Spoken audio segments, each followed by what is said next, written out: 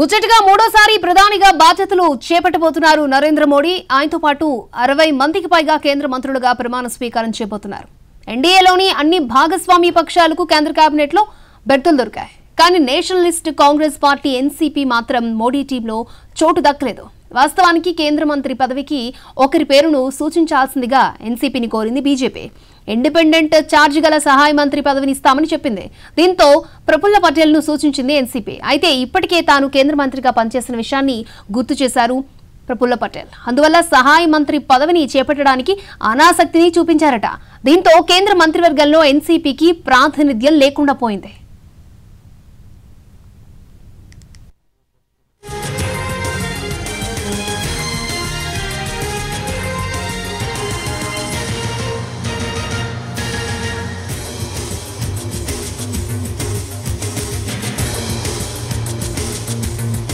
అయితే భవిష్యత్తులో కేబినెట్ విస్తరణలో ఎన్సీపీకి ప్రాతినిధ్యం దక్కుతుందన్నారు फडणवीस.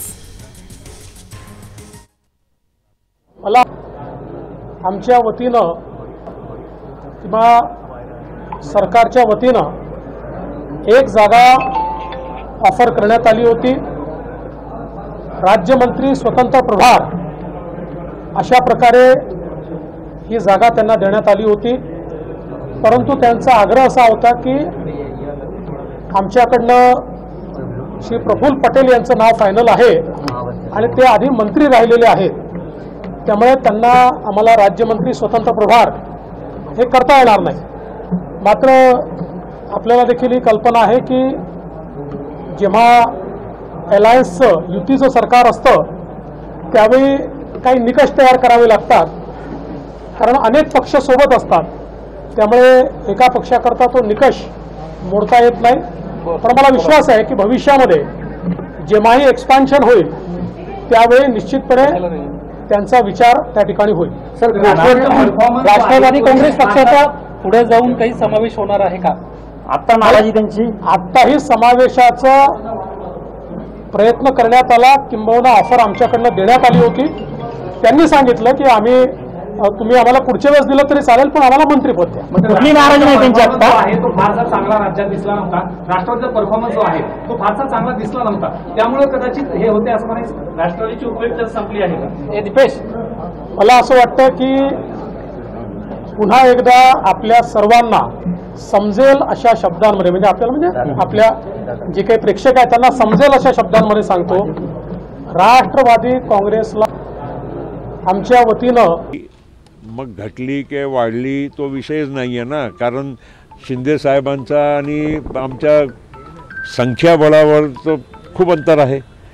पण दोन्ही पक्षाला एकच म्हणजे त्यांनी सूचना किंवा ऑफर केली, तो त्याचा अर्थ हे पण समजू नका की काही त्यांच्या मनामध्ये काही एका पक्षाने दुसऱ्या पक्षामध्ये काही फरक आहे की भेदभाव आहे. फक्त मला एवढंच म्हणायचं आहे की त्यांनी जर सांगितलं की थोडे दिवस थांबा, धीर ठेवा, त्याचा अर्थ हे नाही ना की त्यांनी आम्हाला स्पष्ट सांगितलं की हे घ्या नाहीतर काहीच नको घ्या, असं अजिबात ते काही बोलले नाही. त्यामुळे आम्ही पण थोडं त्यांच्या शब्दावर जे काही त्यांनी आम्हाला भरोसा दिला आहे आणि तशा पद्धतीने अनेकांनी भेटून त्यांचं काय सांगितलं असेल. काल त्यांचा शेवटी मला फोन आला. मी तिघांशी पण वेगवेगळ्या त्या ठिकाणी बोललो आणि त्यांनी सांगितलं की बाबा लोकसभेचा विचार करता तुमचा एक मेंबर निवडून आलेला आहे, अनेक घटक पक्ष हे कमी संख्येने निवडून आले, परंतु एनडीएचे घटक म्हणून आम्ही त्यांना प्रत्येकाला मंत्रिमंडळामध्ये घेण्याचा प्रयत्न करतोय. त्याच्यामध्ये काहींना तर आलेले पण नाही आहेत कुणी त्यांचे सदस्य, परंतु ते राज्यसभेचे मेंबर आहेत आणि सोशल इंजिनिअरिंग म्हणून त्यांनाही कॅबिनेटमध्ये घेण्याचं आम्ही ठरवलेलं आहे. पण कॅबिनेट मिनिस्टर न करता इंडिपेंडेंट चार्ज द्यायचा अशा पद्धतीनं आमचं ठरलेलं आहे आणि त्या पद्धतीनं आम्ही तुम्हाला एक जागा इंडिपेंडेंटची चार्जची देतो, ती आपण घ्या. राज्यमंत्रीपद पण तो इंडिपेंडेंट चार्ज. आम्ही त्यांना सांगितलं की आमच्या सगळ्यांचं काही प्रमुख आमच्याबरोबर भुजबळ साहेब होते, धनंजय मुंडे होते, आम्ही बरेच जण होतो. तर आमच्या सगळ्यांचं ठरलेलं होतं की यावेळेस आपण मंत्रिमंडळात कॅबिनेट मंत्र्याची जागा घेऊन ती प्रफुल्लभाई पटेल आमचे सिनियर आहेत त्यांना ती द्यायची. आम्ही त्यांना काल मी नंतर त्यांना सांगितलं की बाबा अनेकदा प्रफुल्लभाई पटेल साहेबांनी कॅबिनेट मिनिस्टर म्हणून या वेगवेगळ्या सरकारमध्ये काम केलेले आणि त्याकरता तुम्ही त्या कॅबिनेट मंत्रीपदच दिलं तर ते जास्त संयुक्तिक होईल. ते म्हणाले की आम्हाला सगळ्यांनाच बरोबर.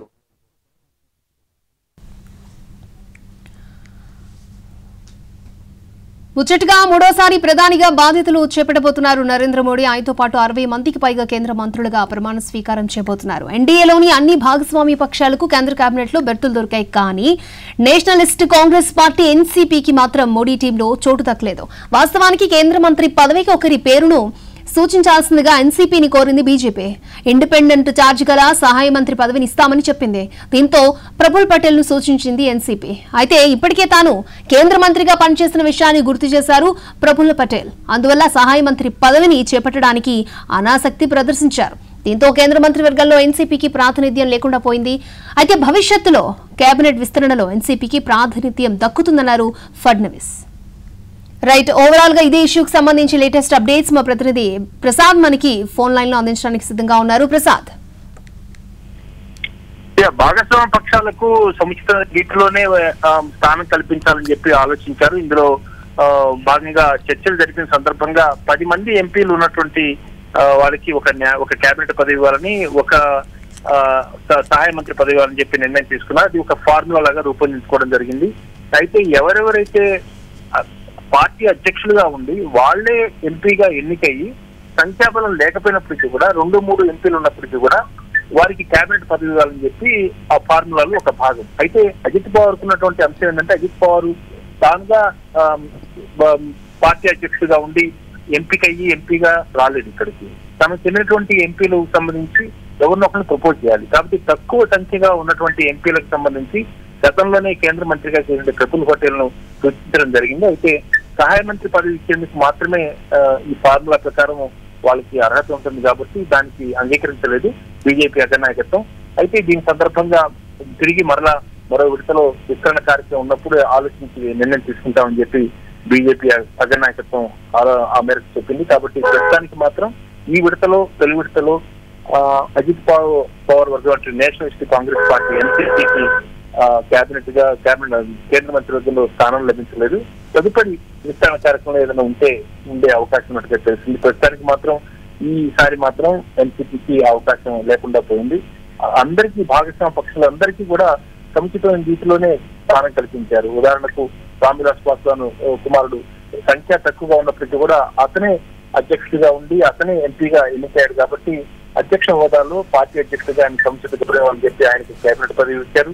అదేవిధంగా జయంత్ చౌదరి కూడా ఆయన పార్టీ అధ్యక్షుడిగా ఉండి పైగా దివంగత ప్రధానమంత్రి చరణ్ సింగ్ మనవుడుగా ఉన్నటువంటి జయంత్ చౌదరికి పార్టీ అధ్యక్షుడిగా ఉండి సభ్యుల సంఖ్య తక్కువగా ఉన్నప్పటికీ కూడా ఆయన పార్టీ అధ్యక్షుడు కాబట్టి ఆయన ఎంపీగా ఉన్నాడు కాబట్టి ఆయనకి కేబినెట్ పదవి ఇవ్వాలని చెప్పి నిర్ణయం తీసుకున్నారు. కాబట్టి ఈసారి మాత్రం అజిత్ పవార్ వర్గం అయినటువంటి ఎన్సీపీకి కేంద్ర మంత్రివర్గంలో స్థానం లభించలేదు. తదుపరి విచారణలో విస్తరణ కార్యక్రమంలో ఆయనకు ఏదైనా పార్టీకి చెందినటువంటి వర్గానికి సముచితమైన గౌరవం లభించే అవకాశం ఉంది.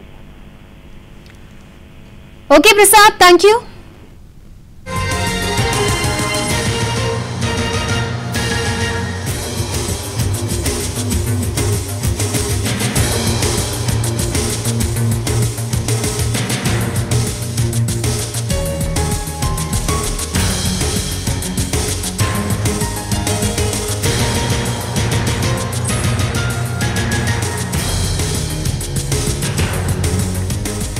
ముచ్చటగా మూడోసారి ప్రధానిగా బాధ్యతలు చేపట్టబోతున్నారు నరేంద్ర మోడీ. ఆయనతో పాటు 60 మందికి పైగా కేంద్ర మంత్రులుగా ప్రమాణ స్వీకారం చేయబోతున్నారు. ఎన్డీఏలోని అన్ని భాగస్వామ్య పక్షాలకు కేంద్ర కేబినెట్ లో బెర్తులు దొరికాయి. కానీ నేషనలిస్ట్ కాంగ్రెస్ పార్టీ ఎన్సీపీకి మాత్రం మోడీ టీంలో చోటు దక్కలేదు.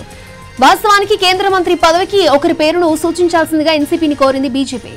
ఇండిపెండెంట్ ఛార్జ్ గల సహాయ మంత్రి పదవిని ఇస్తామని చెప్పింది. దీంతో ప్రఫుల్ పటేల్ ను సూచించింది ఎన్సీపీ. అయితే ఇప్పటికే తాను కేంద్ర మంత్రిగా పనిచేసిన విషయాన్ని గుర్తు చేశారు ప్రఫుల్ పటేల్. అందువల్ల సహాయ మంత్రి పదవిని చేపట్టడానికి అనాసక్తి చూపించారు. దీంతో కేంద్ర మంత్రివర్గంలో ఎన్సీపీకి ప్రాతినిధ్యం లేకుండా పోయింది. అయితే భవిష్యత్తులో కేబినెట్ విస్తరణలో ఎన్సీపీకి ప్రాతినిధ్యం దక్కుతుందని అన్నారు ఫడ్నవీస్.